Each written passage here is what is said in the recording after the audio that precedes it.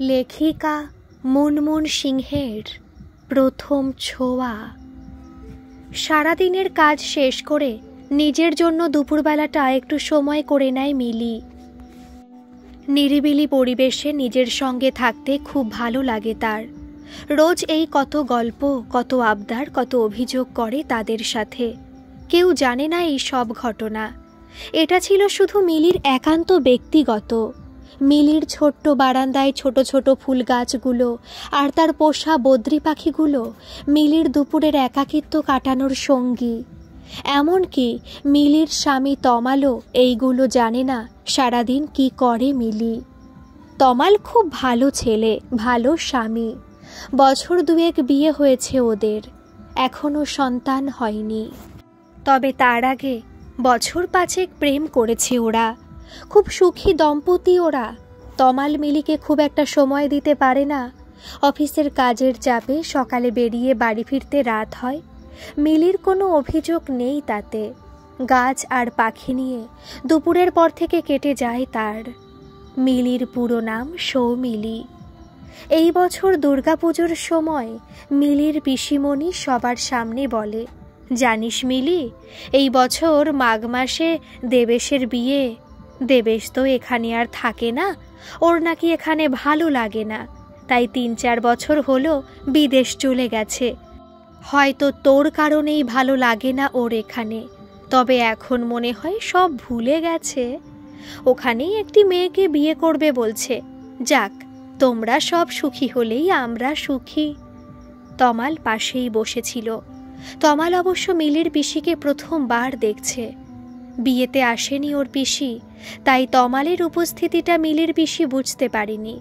কিন্তু ম্যানেজ করার জন্য মিলি বলে, এত কথা আমি জেনে কি করব? তোমার ভাগনা, তুমি বোঝো। আমার অত জেনে কাজ নেই। বাদ দাও, কেমন আছো বলো? পিসা কোথায়? আসেনি? এই বলে মিলি দ্রুত চলে যায় ঘরের ভেতরে। এই রকম অদ্ভুত আচরণ দেখে আর মিলির পিসির ওই রকম একটা মন্তব্য শুনে তোর কারণেই ভালো লাগে না ওর? তমালের মনে অনেক প্রশ্ন জাগে। কে এই দেবেশ? কি বা সম্পর্ক মিলির সাথে? মিলি তো কোনো দিন এই নামটা বলেনি। মিলি তো কোনো দিন কিছু গোপন করেনি আমার কাছে। বছর 7 ধরে আমি ওকে চিনি না। আমি মিলিকে জিজ্ঞেস করব। কেউ আমার স্ত্রীর উপর আঙুল তুলবে এটা আমি মেনে নেব না।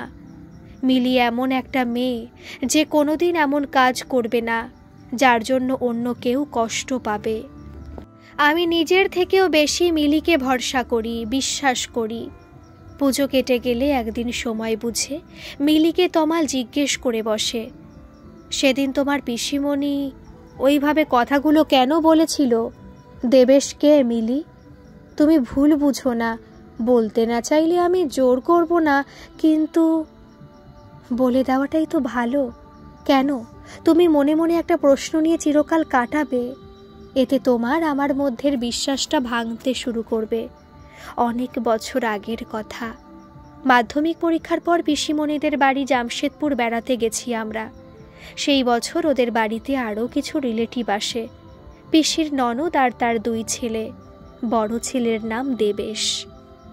কথাটা বলে মিলি থেমে যায়, যেন কিছু একটা ভাবতে থাকে। চোখের মধ্যে জল জমে আসে। তমাল সেটা লক্ষ্য করেছিল, অনুভব করছিল মিলির কষ্টটাকে। মিলির হাতটা শক্ত করে ধরে একটু ঝাঁকিয়ে দিয়ে তমাল বলে, মিলি, তুমি কোনো সংকোচ না করে বন্ধু ভেবে আমায় বলো। আমি তোমায় এই কষ্ট দেখতে পারবো না। মিলি সত্যি সত্যি কেঁদে ফেলে, তবু নিজেকে সামলে নিয়ে তমালের হাতে হাত রেখে বলতে থাকে, আমাকে ক্ষমা করো তুমি। মিলি এবার শুরু করে পরের ঘটনার দিকে। আমার বয়স তখন 16 বছর। দেবেশ তখন 21-22 বছরের যুবক, কলেজে পড়ে। পিসিমণির বাড়িতে এসে কলিং বেল দিতেই একটা ছেলে এসে দরজাটা খোলে। আমরা সবাই ঘরে ঢুকি। আমাকে দেখে মুচকি হাসে। পিসিমণির বাড়িটা খুব বড়। যেখানেই যাচ্ছিলাম দেখা হলে মুচকি হাসছে ছেলেটা। এদিকে মা বাবা পিসিমণির আড্ডা তো জমে ক্ষীর। সন্ধেবেলায় আমি বারান্দায় দাঁড়িয়ে আছি, হঠাৎ করে ছেলেটি এসে বলে, আমার নাম দেবেশ, তোমার নাম মিলি তো? আমি বলি, হ্যাঁ আমি মিলি, মানে সৌমিলি। তোমাকে তো কোনোদিন পিসির বাড়িতে দেখিনি, প্রথমবার এলে? আমি তো বছরে একবার আসি পিসিমণির বাড়িতে। দেবেশ বলে, না, মামার বিয়েতে এসেছি, তারপর আসা হয়নি। এবার ভাইয়ের মাধ্যমিক পরীক্ষা শেষ হবার পর মামা জোর করে আসতে হবে। মধ্যপ্রদেশ থেকে এখানে আসতে একদিনের বেশি লাগে, 1000 কিলোমিটারের বেশি রাস্তা, তাই মামার বাড়ি আসাটা হয়ে ওঠে না সেভাবে। আমার মামা মানে তোমার পিসে মশাই। তোমাদের বাড়ি কোথায়? আমি বললাম, আরামবাগের আরাকুল গ্রামে। তুমি কোন ক্লাসে পড়ো? দেবেশ বলে, আমি তো কলেজে পড়ি, বলেই হা হা করে হেসে ওঠে। খুব মিষ্টি তোমার কথাগুলো, কিন্তু বেশ গল্প করতে ভালো লাগছে তোমার সাথে। কাল বিকালে সিনেমা দেখতে যাব, আমি, ভাই আর তোমার পিসির মেয়েও যাবে, ঝোঁক ধরেছে। তুমি যাবে? কাছেই একটা হল আছে, হেঁটে হেঁটে যাওয়া যায়। যাবে তো চলো, মজা হবে বেশ। আমি বললাম, হ্যাঁ যাব, তবে পিসিমণি যদি বারণ করে। আসলে আমি পিসিমণিকে একটু ভয় পাই, তুমি রাজি করাতে পারলে যাব। দেবেশ কিছু উত্তর না দিয়ে হেসে চলে যায় নিচে। জীবনে প্রথমবার কোনো ছেলের সাথে এতক্ষণ কথা বললাম, তার চেয়েও বড় কথা মনের মতো মানুষ। আমার খুব ভালো লেগেছিল ওকে। ওর চোখ দুটো এত গভীর ছিল যে আমি একবার তাকিয়েই ডুবে গেছিলাম, বেরিয়ে আসতে পারছিলাম না ওর চোখের চাউনি থেকে। সত্যি দেবেশ সবাইকে রাজি করিয়ে নেয়। সারা রাত আমি শুধু সন্ধেবেলার কথাটাই ভাবতে থাকি। দেবেশের হাসি, কথা, খুব আস্তে আস্তে কথা বলতো, গুছিয়ে এত সুন্দর করে কথা বলা আমি আগে দেখিনি। মনে হচ্ছিল সারাটা রাত কথা বলে যাই, কিন্তু উপায় কোথায়? পিসিমণিকে খুব ভয় লাগে। বাবা যা রাগ! আসলে আমি পিসিমণিকে খুব ভালোবাসি, আর পিসিমণিও তাই। আমার উপর অধিকারটা বরাবরই বেশি দেখাতো। জন্মের পর থেকে 2-3 বছর পিসিমণির কোলেতেই বড় হয়েছি, তারপর পিসিমণির বিয়ে হয়। এই সব ভাবতে ভাবতে কখন ঘুমিয়ে পড়েছিলাম মনে নেই। হঠাৎ কানের কাছে একটা আওয়াজ এলো, কি গো, আর কত ঘুমাবে? সকাল 10টা বাজে, উঠে পড়ো। বলেই হা হা করে হাসির আওয়াজ। উঠে দেখি দেবেশ সামনে দাঁড়িয়ে। আমি ধর্মর করে উঠে ব্রাশ করি, চা খাই। বুনি পাশেই বসেছিল। ওকে জিজ্ঞেস করলাম, এই তোর দেবেশ দাদা কোথায় রে? ডেকে নিয়ে আয় তো। বুনি বলল, সিনেমার টিকিট কাটতে গেছে। অনেক ভিড় হয় হলে, তাই আগে ভাগেই কাটতে গেছে। বোন আমার থেকে 5 বছরের ছোট, তবে খুব পাকা। বিকেলে সিনেমা দেখতে বেরিয়ে গেলাম 4 জনে। পিসিমণির খুব আপত্তি ছিল দেবেশের সাথে যাওয়াটা, কিন্তু পিসা বলল, অযথা চিন্তা করছো, গলির ওপারে সিনেমা হল। যাই হোক, আমাদের সিনেমা হলে পৌঁছাতে পিসা গেল। পিসা দেবেশের ভাই আর বোনের হাত ধরে নিয়ে যাচ্ছে, আর আমি আর দেবেশ পাশাপাশি হাঁটছি। প্রথমবার আমার হাতের সাথে দেবেশের হাতের ছোঁয়া লাগে, প্রথম ছোঁয়া লাগে। বুকটা কেঁপে ওঠে আমার। আমি দাঁড়িয়ে পড়ি গলিতে। দেবেশ পেছন ফিরে এসে আমার হাতটা ধরে আমাকে এগিয়ে নিয়ে যায়। আমার তখন সব স্বপ্নের মতো লাগছিল। পিসা গিয়ে হলের ভেতর আমাদের বসিয়ে এলো। ভাই বোন মাঝে আমরা দুপাশে। হাফ টাইমের পর দেবেশ আমার পাশে এসে হাতটা ধরে বসে। আমিও আপত্তি করিনি। সিনেমা শেষ অবধি আমরা একে অপরের হাত ধরে রাখি। মনে তো হচ্ছিল সিনেমাটা যেন কোনোদিন শেষ না হয়, কিন্তু এক সময় শেষ হলো সিনেমা। বাড়ি আসার সময় গলিতে দেবেশ আমাকে আমার ঠিকানাটা দিতে বলে চিঠি লিখবে বলে জানায়। আমাকে অপেক্ষা করতে বলে। একটা ল্যান্ডফোন নম্বর আমাকে দেয়। আমার গ্রামের বাড়িতে ফোন ছিল না, তখন মোবাইলের ব্যবহারও ছিল না, তাই চিঠিটাই সম্বল। 2 দিন পর দুজনা দুজনের স্মৃতি নিয়ে বাড়ি ফিরে এলাম। আমি অপেক্ষা করতে থাকলাম কখন চিঠি আসবে। মধ্যপ্রদেশ সে তো অনেক দূর। সারাদিন শুধু ভাবতাম, আমাকে দেবেশ চিঠি লিখবে তো, না ভুলে যাবে। বলেছিল যতক্ষণ না আমার চিঠি পাও ফোন করবে না, তাছাড়া ফোন করতে গেলেও তখনকার সময় 3 কিলোমিটার সাইকেল চালিয়ে গিয়ে একটা বুথ ছিল। সেই সময় শুধু অপেক্ষা আর অপেক্ষা। দেবেশ কথা দিয়েছিল চিঠি লিখবে। কেউ কাউকে কোনোদিন বলিনি ভালোবাসি কথাটা, কিন্তু ভালোবাসি সেটা বুঝেছিলাম। এরপর একদিন আমার নামে বাড়িতে একটা চিঠি এলো। বাবা আমাকে এসে হাতে দিয়ে দিয়েছিল, বলেছিল, তোর চিঠি, কোনো বন্ধু তোর? আমি বলেছিলাম হ্যাঁ। অধীর আগ্রহে চিঠিটা খুলি। চিঠির কথাগুলো মিলি বলতে শুরু করলো। প্রিয় মিলি, কেমন আছো তুমি? আমাকে মনে আছে তো? ভুলে যাওনি তো? আমার কিন্তু তোমার কথা মনে আছে। তুমি যদিও ভুলে যাও, আমি তোমায় চিঠি পাঠিয়ে মনে করিয়ে দেব। আমি তো বাড়ি ফিরে এক মুহূর্তের জন্য তোমার কথা আর তোমাকে ভুলতে পারিনি। সঙ্গে সঙ্গে বসে পড়েছি চিঠি লিখতে। সেদিনের পর থেকে রাস্তা দিয়ে হাঁটলে পাশটা কেমন ফাঁকা ফাঁকা লাগে। সেই দিনটার কথা আমি কোনো দিন ভুলব না।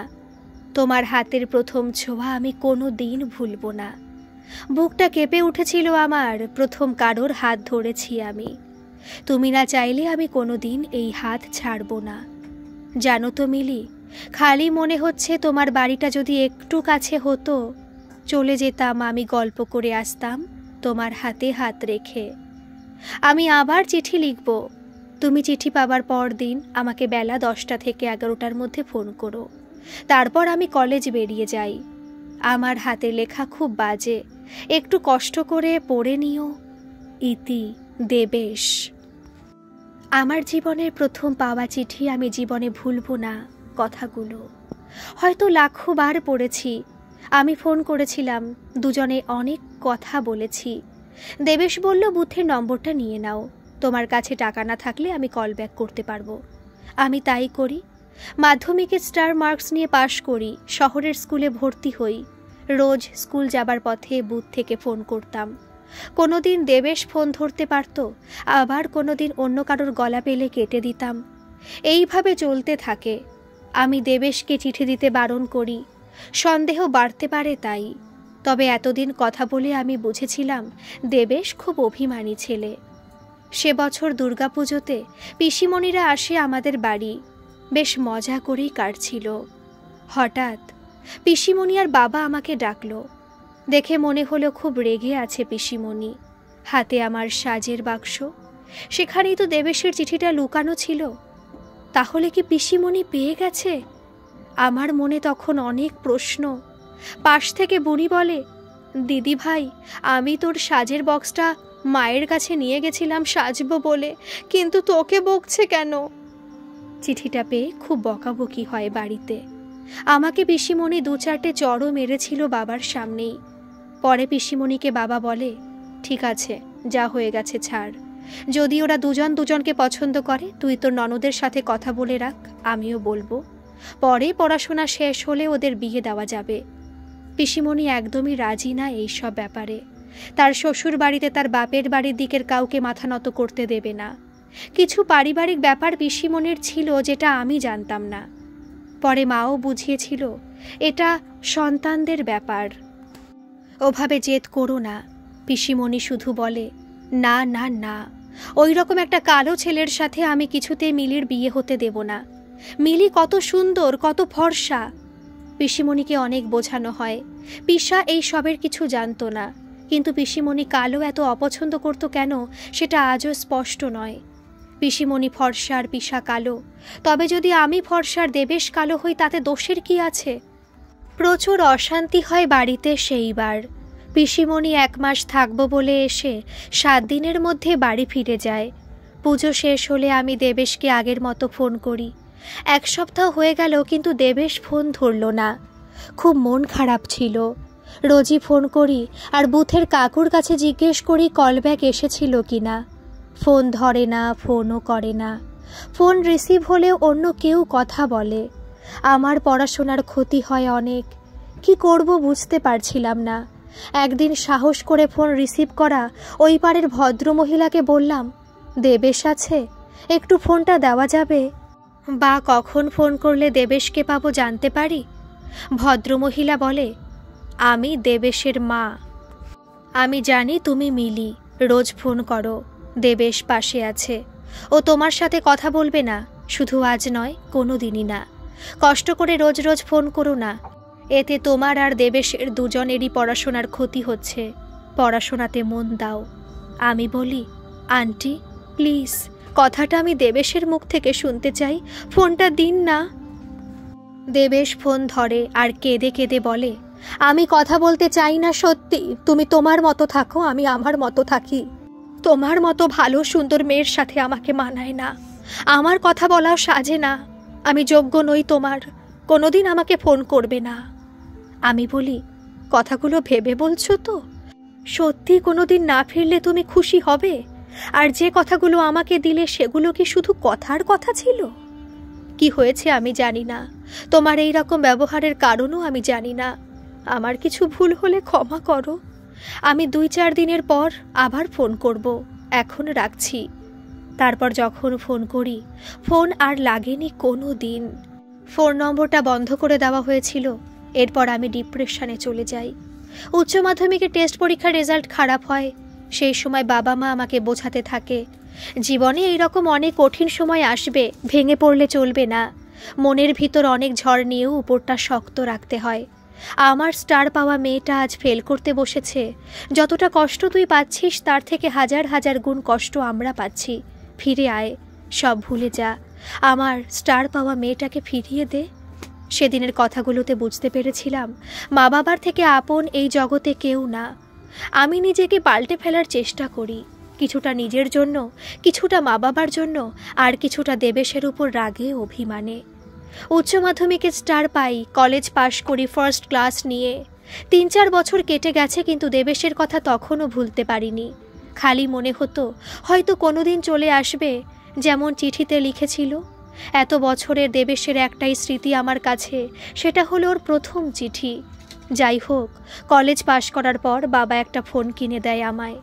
এর মধ্যে জামশেদপুর থেকে ফোন আসে, পিসার অবস্থা ভালো না, হসপিটালে ভর্তি করা হয়েছে। আমরা সেবার গেছিলাম ওখানে, সবাই হসপিটালে আর আমি আর বনি বাড়িতে। তখন একটা ফোন আসে পিসির ফোনে, নাম উঠছে বুবু, নিউ নং। আমি ফোনটা রিসিভ করি, বলি হ্যালো। ওবার থেকে একটা খুব চেনা গলা, মামি, মামা কেমন আছে এখন? এত দূর থেকে আমি যেতে পারছি না, জানো তো বাবাও খুব অসুস্থ। তুমি ভালো আছো তো? আমার বিন্দুমাত্র বুঝতে ভুল হয় না এটা দেবেশ। চোখ দিয়ে জল পড়তে থাকে আমার, তবু কিছু বুঝতে না দিয়ে দৃঢ়তার সঙ্গে আমি বলি, আমি মিলি বলছি দেবেশ, চিনতে পেরেছ? কেমন আছো তুমি? আমাকে মনে আছে তো? ভুলে যাওনি তো?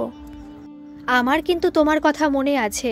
তুমি যদিও ভুলে যাও আমার কথা, আমি তোমায় মনে করিয়ে দেব।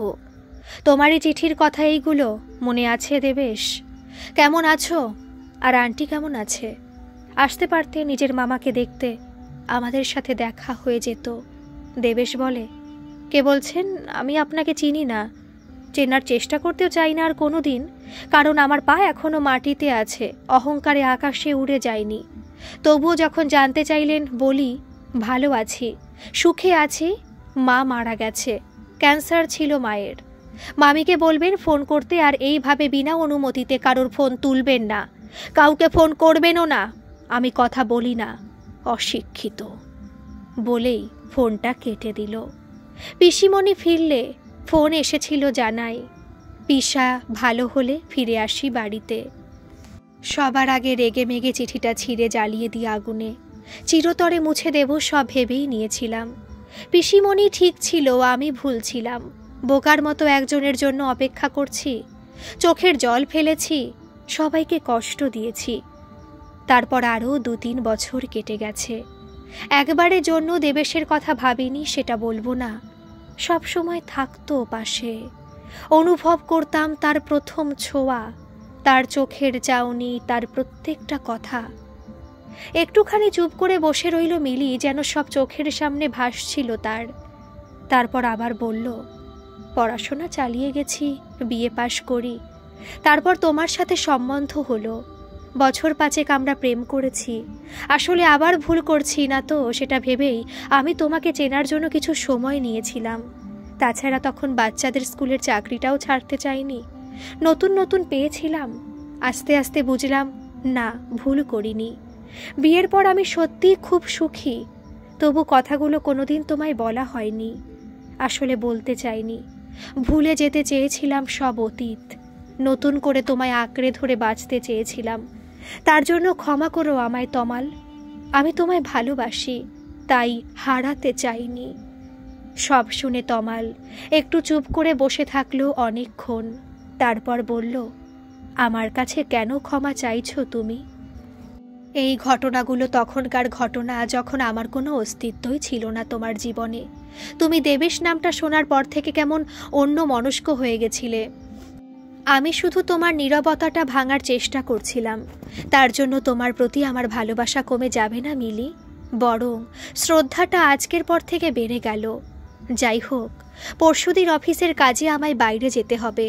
তোমায় বলা হয়নি 1 সপ্তাহে ফিরে আসব। তুমি একা থাকতে পারবে তো? হ্যাঁ, পারবো। তোমার অপেক্ষায় থাকবো।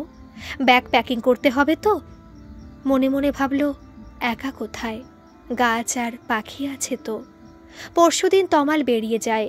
মিলি আজ মনে মনে খুব খুশি। বিকেলবেলায় মিলি একটু বাজারে বেরোয় তমালের জন্য কিছু গিফট কিনবে বলে। সেখানে দেখা হয় মিতালির সঙ্গে, তমালের অফিস কলিগ। দেখা হয়ে জানতে পারে তমাল কোনো অফিস ট্যুরে যায়নি, বরং 7 দিন ছুটি নিয়েছে। বাড়ি এসে মিলি ভাবতে থাকে, কোথায় গেল তমাল? ফোনে কথা হচ্ছে কিন্তু জিজ্ঞেস করেনি মিলি তমালকে কোথায় গেছে সে। এই কটা দিন মিলি শুধু তমাল আর দেবেশের কথা ভেবে গেছে। তমাল এতগুলো কথা শোনার পরও মিলির ওপর কোনো রকম অভিমান করল না। খুব স্বাভাবিকভাবে নিল ব্যাপারটা। কত বড় মনের মানুষ হলে এরকম একটা মানুষ করতে পারে। আর দেবেশ আমাকে চিনতেও অস্বীকার করেছিল এক সময়। আমি ওর কাছে অহংকারী হয়ে গেছিলাম। মায়ের কাছে শুনেছিলাম পিসিমণি চায়নি সম্পর্কটা হোক। তবু পিসিমণির চাওয়া না চাওয়াতে কি আসতো? যদি দেবেশ ঠিক থাকতো তাহলে কোনোদিন আমায় ভালোবাসেনি, শুধু ক্ষণিকের জন্য অভিনয় করেছে। কিছুটা বিরক্ত হয়ে মিলি ভাবল, ধুর, কেন ভাবছি আমি এই সব? কেন পুরনো কথা ভাবছি? যেসব কথার কোনো অর্থ নেই সেসব কথা না ভাবাটাই ভালো। কিন্তু মিলিকে একটা কথা খুব অস্থির করছে, তমাল কোথায় গেল? কেনই বা মিথ্যে বলল? ফোন করলে স্বাভাবিকভাবে কথা বলছে, তবে কি তমাল আমাকে নিয়ে অন্যরকম কিছু ভাবছে? ও কি আমায় আর বিশ্বাস করছে না? উফ, আমি আর নিতে পারছি না। এই বলে মিলি ওর আর তমালের বিয়ের অ্যালবামটা দেখতে লাগলো। বেশ ভালো লাগছিল মিলির। কত স্মৃতি তার আর তমালের আছে। তারা 5 বছর একে অপরের সাথে কাটিয়েছে। কত অভিমান, কত ভালোবাসার কথা, কত খুনসুটি তাদের মধ্যে হয়েছে। কিন্তু তাদের মধ্যে কোনোদিন কেউ কাউকে সন্দেহ করেনি। তাহলে কি তমাল দুঃখ পেয়ে চলে গেল কোথাও? কিন্তু কোথায়? এই সব ভাবতে ভাবতে মিলি কখন ঘুমিয়ে পড়েছিল তার মনে নেই। কলিং বেলের শব্দে ঘুম ভাঙল। মিলি ভাবল, এই সময় আবার কে? তমাল তো আগামীকাল আসবে, দেখি তো। দরজা খুলতে দেখে তমাল এসেছে। মুখে একগাল হাসি। বলল, কি হলো, চমকে গেলে নাকি? হ্যাঁ, তুমি তো আগামীকাল আসবে বলে। কথা শেষ হবার আগেই তমাল মিলির ঠোঁটে আঙুল দিয়ে চেপে বলল, কাজ শেষ হওয়ার পর ভাবলাম এক্সট্রা একদিন থেকে কি করব। বউটা একা একা ঘরে আছে, চলে যাই, সারপ্রাইজ দেব, তাই বলিনি। আমি স্নান করে নি, তুমি একটু জমিয়ে চা করো, খাবো। আমি কিছু খাবার এনেছি, ব্যাগে আছে, বের করো বাবু। এই বলে তমাল চলে গেল স্নান করতে। মিলি চলে গেল রান্নাঘরের দিকে। মিলি বলল, আচ্ছা বেশ, ঠিক আছে। আগে থেকে জানলে খাবারটা আমি করে রাখতাম, কষ্ট করে আনতে হতো না। মনে মনে ভাবল, সব তো ঠিক আছে, তমাল তো একদম স্বাভাবিক, ঠিক আগের মতো, কিছুই পাল্টায়নি। আমি শুধু শুধু চিন্তা করছিলাম। কিন্তু একটা প্রশ্ন তো থেকেই যায়, তমাল কোথায় গেছিল? আমি কি জিজ্ঞেস করব? না থাক, নিজে থেকেই বললে ভালো, না বললে না বলবে। আমিও ভুলে যাব মিতালির সাথে দেখা হবার কথা। আমার কপাল গুনে এত ভালো স্বামী পেয়েছি। আমি তমালকে হারাতে চাই না। হয়তো মিতালি জানতো না, অফিস ট্যুরে ছিল।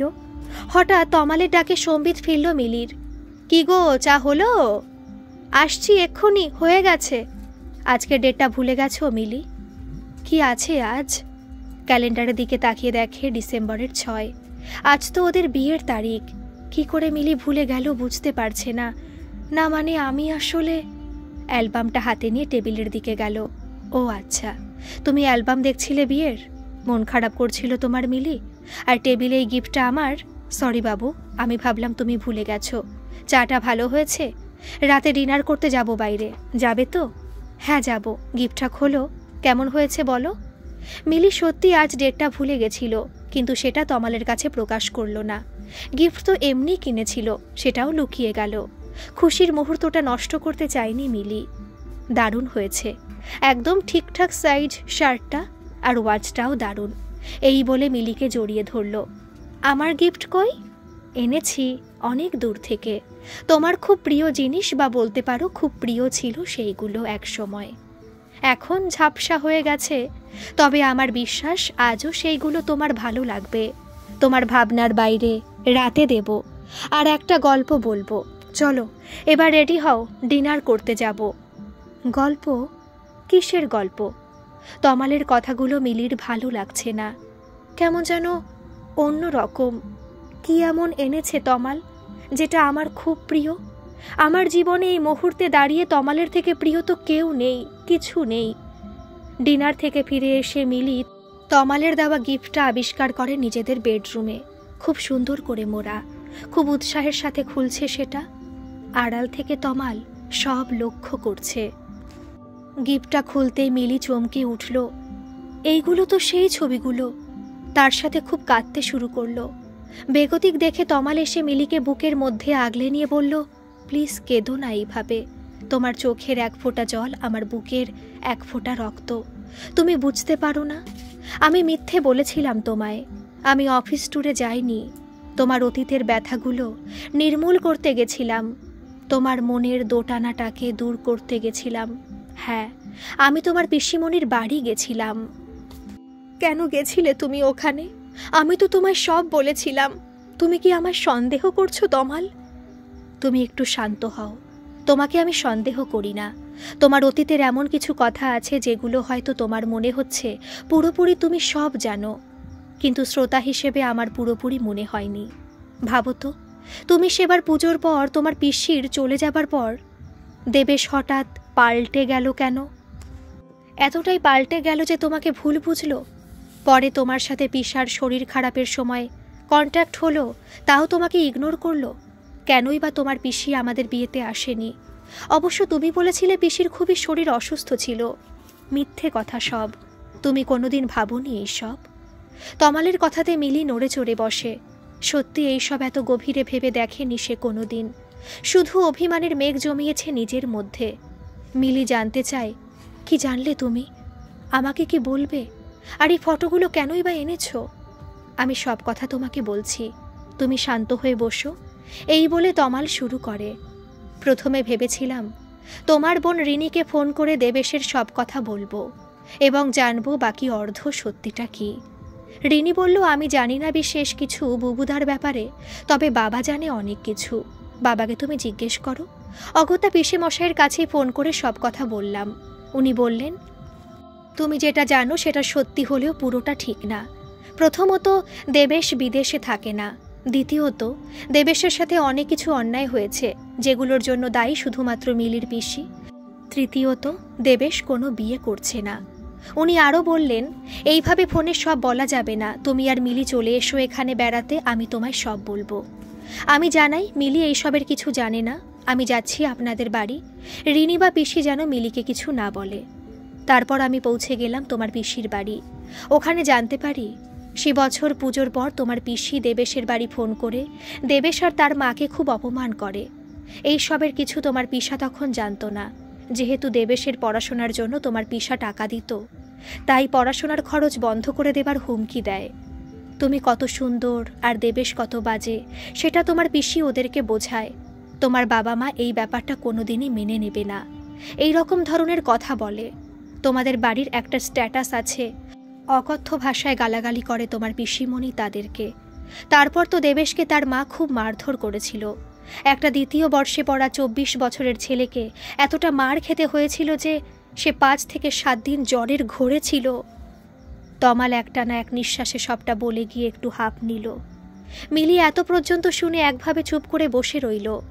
তার মুখ দিয়ে আর কোনো কথা বের হচ্ছে না। মিনিট 5 চুপ থেকে তমাল আবার শুরু করলো। তোমার পিসি দেবেশের বাড়িতে জানিয়েছিল তোমার নাকি বিয়ে ঠিক হয়ে গেছে, খুব বড়লোক সুন্দর একটি পাত্রের সাথে। তখন হয়তো তুমি ক্লাস 11 কি 12-এ পড়ো। মিথ্যা কথা বলেছিল উনি, আর এমনভাবে সব বলেছিল যার জন্য তোমার পিসার অসুস্থতার খবর পেয়ে যখন তোমরা ওখানে গেলে এবং ফোনটা এলো দেবেশের, তখন সে ওইভাবে কথা বলেছিল তোমার সাথে। তোমাকে অহংকারী অশিক্ষিত বলেছিল, কারণ সে জানতো তুমি ভালোবাসার মূল্য টাকায় করো। এই সব তোমার পিসা কিছুই জানতো না। দেবেশ কোনোদিন বলেনি তার মামাকে। তোমার যে প্রতিচ্ছবি দেবেশের কাছে তুলে ধরা হয়েছিল তাতে সে তোমাকে ঘেন্না করতে শুরু করেছিল, তবে মনে মনে খুব ভালোবাসতো তোমাকে। দেবেশ খুব একা হয়ে পড়েছিল, তার মা মারা গেছিল, কাউকে মনের কথা বলার কেউ ছিল না। দেবেশ তখন চাকরি করত একটা প্রাইভেট ব্যাংকে। বিয়ের কথা অনেকবার বলা হয়েছে, কিন্তু করেনি। ভাইয়ের বিয়ে দিয়েছে পরে, কিন্তু নিজে করেনি। এরপর হঠাৎ একদিন দেবেশের আগমন তোমার পিসির বাড়িতে। দেবেশের বাবা মারা যায়। আসার কথা ছিল না, কিন্তু কাজের সূত্রে জামশেদপুর এসেছিল, তাই আসে দেখা করতে। এসে তোমার পিসার কাছে জানতে পারে তোমার বিয়ে। দেবেশ অবাক হয়ে যায়, কারণ সে জানতো তোমার বহু বছর আগে বিয়ে হয়ে গেছে। তোমার পিসাকে দেবেশ সমস্ত ঘটনা জানায়, তোমার আর দেবেশের কথা। শেষমেশ তোমার পিসি ধরা পড়ে যায়, সমস্ত জবনিকার অবসান হয়। দেবেশ ঠিক করে ফেলে তোমার কাছে সে আসবে। সে যে তার মামির ষড়যন্ত্রের শিকার হয়েছিল সেটা জানাবে, কতটা ভালোবাসে তোমাকে সবটা বলবে। মিলি তার নীরবতা ভেঙে বলে ওঠে, তারপর কই আসেনি তো দেবেশ? আমি তো কিছু জানি না, কি হয়েছিল তারপর? বলো তমাল, বলো। আমি জানতাম কোথাও কিছু একটা গন্ডগোল আছে। দেবেশ কোনোদিন আমাকে কষ্ট দিতে পারে না। বলো তমাল, বলো। আমি ভুল ছিলাম না, আমার ভালোবাসা ভুল ছিল না, শুধু সময়টা আমাদের সাথে ছিল না। আমিও ষড়যন্ত্রের শিকার হয়েছি, আমার অনুভূতিগুলোকে মেরে ফেলা হয়েছিল। তারপর বলো, কোথায় গেল দেবেশ? কেন আসেনি আমাদের বিয়ের আগে? তমাল মিলির চোখে উৎসুক লক্ষ্য করে, উত্তেজনা লক্ষ্য করে দেবেশের প্রতি তার ভালোবাসা।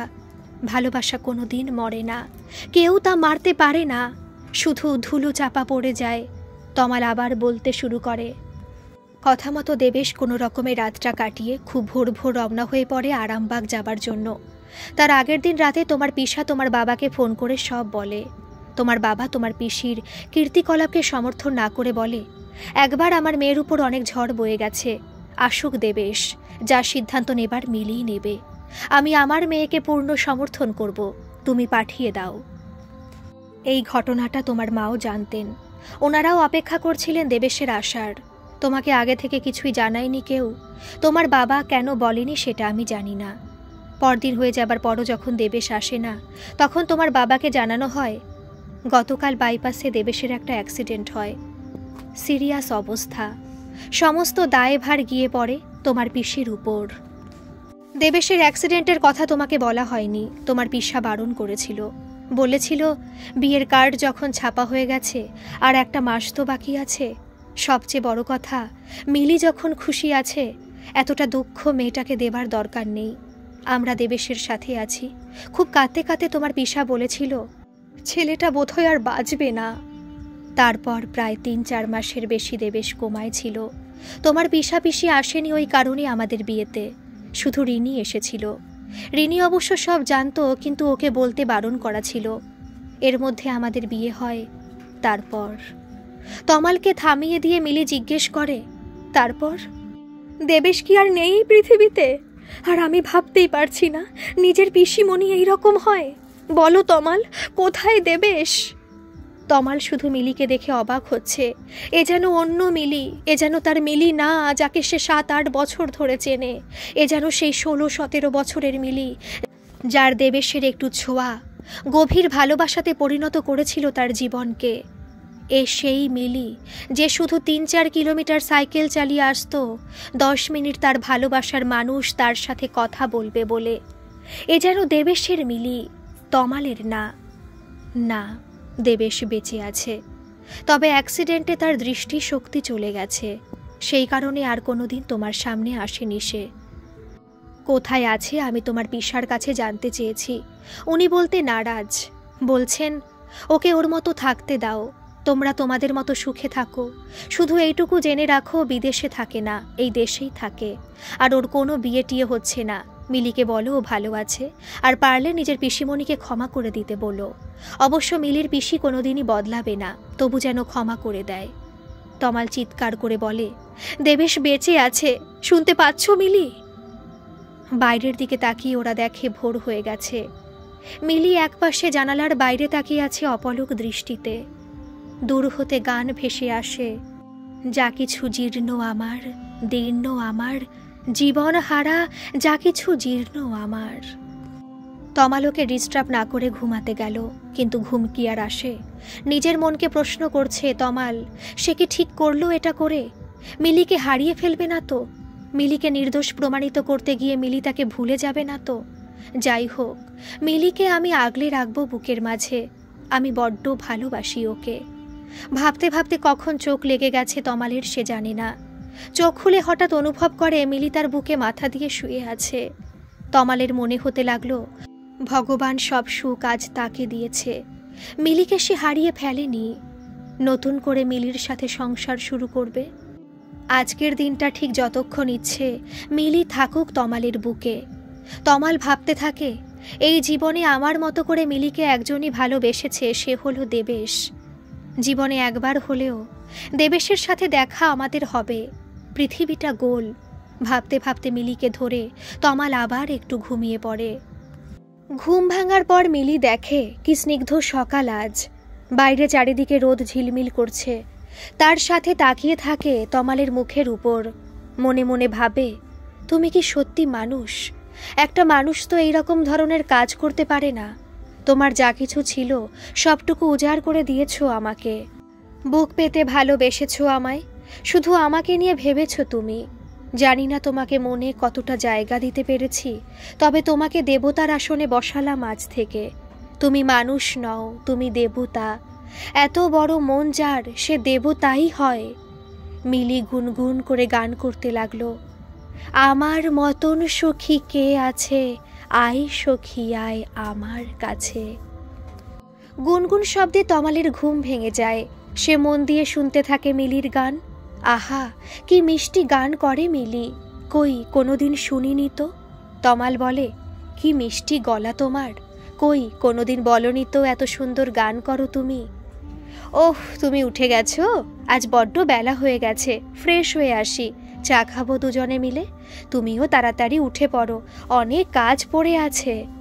তমালের কথার উত্তর না দিয়েই মিলি উঠে চলে গেল। তমাল তাতে কিছু মনে করল না, আর মিলিকে বেশ স্বাভাবিক লাগছে। কাল রাতে ওর উপর দিয়ে একটা ঝড় বয়ে গেছে, সেটা বোঝাই যাচ্ছে না। স্নান সেরে মিলি চা নিয়ে রেডি। তমাল তখনও বসে আছে একভাবে। মিলি এসে বলল, এ কি তমাল, তুমি এখনো এখানে? কি ব্যাপার, অফিস নেই বলে কি বাড়ির কোনো কাজ নেই বুঝি? চলো ওঠো তাড়াতাড়ি। এই বলে জোর করে ঠেলে উঠিয়ে ঘর থেকে বের করে দিয়ে ঘর গুছিয়ে রাখলো। বাড়ির সমস্ত কাজ সেরে মিলি বসে আছে। তমাল আবার জিজ্ঞেস করলো, কি গো বলো না, তুমি এত সুন্দর করে গান করলে কি করে? গান কি শিখেছো আগে? মিলি বলল, হ্যাঁ শিখেছিলাম, খুব ছোট থেকেই, পরে ছেড়ে দিয়েছিলাম। তোমার ভালো লেগেছে বুঝি? খুব ভালো লেগেছে, ছাড়লে কেন? এত মিষ্টি গলা তোমার। একগাল হেসে মিলি বলল, আসলে সেবার আমি আগুনের পরশমণি ছোঁয়াও প্রাণে গানটি গেয়েছিলাম। সঙ্গে গিটার কে বাজিয়েছিল জানো? দেবেশ। খুব সুন্দর গিটার বাজাতো, ওর হাতে সুর ছিল। সেই তো তারপর এক প্রকার অভিমানেতেই গানটা ছেড়ে দিয়েছিলাম। এখন আর কোনো অভিমান নেই, রাগ নেই, তাই গান করতেও বাধা নেই। কথাগুলো শুনতে শুনতে তমাল ভাবে সত্যি মিলি আর সেই মিলি নেই। সব ভুলে আজ সে হয়ে উঠেছে গৃহিণী। তমালের ঘরও নেই।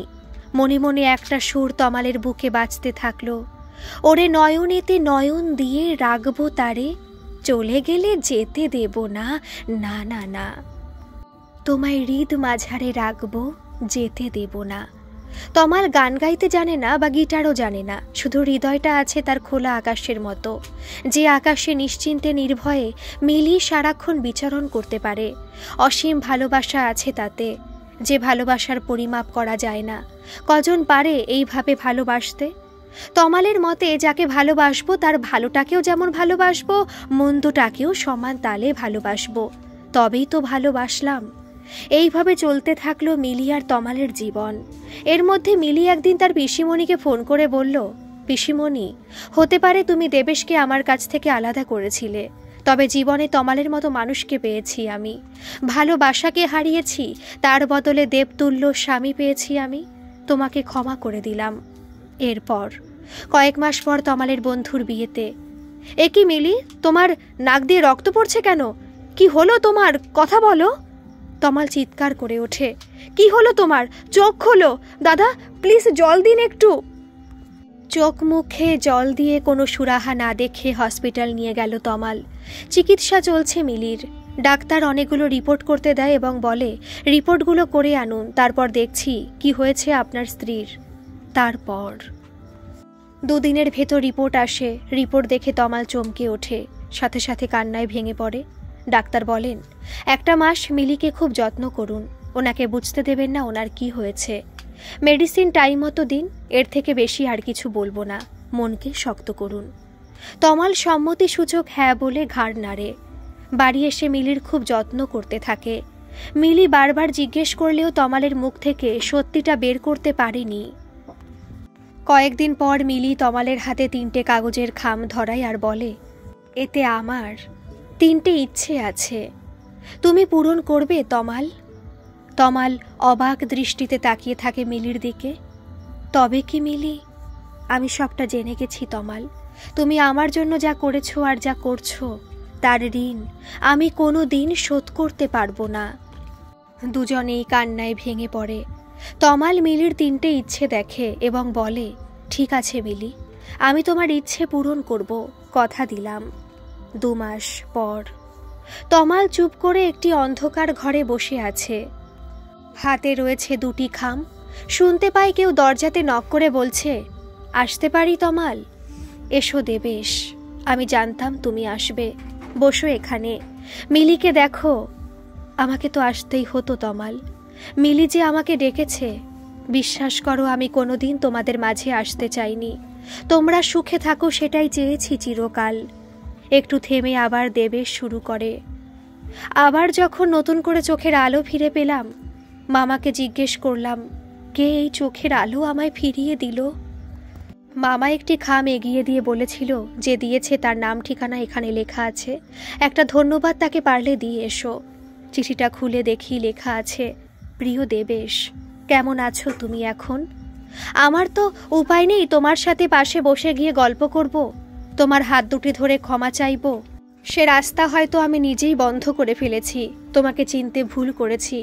আমার হাতে বেশি সময় নেই। তুমি যখন আমারে চিঠিখানা পড়বে, আমি তখন এই জগতের মায়া কাটিয়ে বহুদূর চলে গেছি। ক্যান্সারের লাস্ট স্টেজে এসে পড়েছি, ফিরে আসার আর কোনো উপায় নেই। তুমি ছিলে সমুদ্র, যার কিনারা আমি খুঁজে পাইনি। তমাল হলো একটা আকাশ, যার বুকে আমি অনন্ত থাকতে পারি। তুমি স্বপ্ন, তমাল বাস্তব। ঘুমালে তুমি, আবার জেগে উঠলে তমাল। তুমি অতীত, তমাল বর্তমান। তোমাকে অন্ধকারে হাতড়ে গেছি, তমালের কাছে সব সময় আলো পেয়েছি। তুমি প্রেম, তমাল ভালোবাসা। তোমার কাছ থেকে ভালোবাসা পেতে শিখেছি, তমালের কাছ থেকে ভালোবাসা দিতে শিখেছি।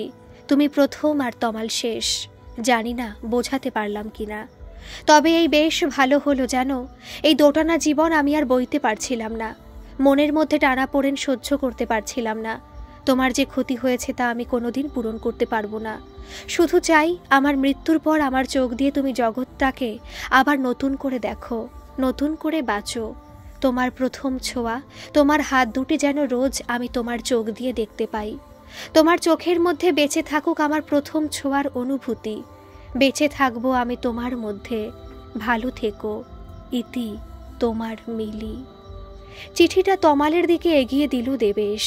তমাল চিঠিটা হাতে নিয়ে বলতে শুরু করলো, জানো তো দেবেশ, সশরীরে উপস্থিত না থাকলেও তুমি চিরকালই আমাদের মাঝে ছিলে। মিলি শুধু তোমাকেই ভালোবেসেছে, প্রথম ছোঁয়ার অনুভূতিটা সে কখনোই ভুলতে পারেনি। আমাকে তো সে মাথায় রেখেছিল দেবতা করে, মনে স্থান দিতে পারেনি। আমি বুঝতে পারতাম সবই, তবু ভালোবেসেছি, ভালো রাখতে চেয়েছিলাম ওকে, কিন্তু শেষ রক্ষা করতে পারলাম না আমি। হতভাগ্য স্বামী আমি। একটু থেমে তমাল আবার বলতে শুরু করলো, মিলির 3টে ইচ্ছে ছিল। প্রথম, আমি আবার যেন নতুন জীবন শুরু করি। দ্বিতীয়, ওর লেখা চিঠিটা পিসার হাত দিয়ে তোমার কাছে পৌঁছে দিই। তৃতীয়, ওর মৃত্যুর পর ওর চোখ দুটো যেন তোমাকে দান করা হয়। আজ তমাল আর দেবেশ মুখোমুখি বসে ঠিকই বলেছিল তমাল, পৃথিবীটা গোল, দেখা হবে একদিন দেবেশের সাথে, কিন্তু এইভাবে হবে এটা হয়তো তমাল আশা করেনি। সামনে রজনীগন্ধার মালায় সাজানো মিলির ফটো। দেবেশের মনে পড়ল তার গিটারের সাথে মিলির গাওয়া সেই গানটা।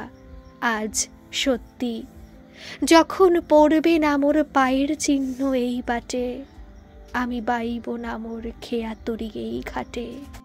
গল্পটি কেমন লাগলো অবশ্যই কিন্তু কমেন্ট করে জানাবেন, আর ভালো লাগলে প্লিজ একটা সাবস্ক্রাইব করে আমার পাশে থাকবেন। ধন্যবাদ।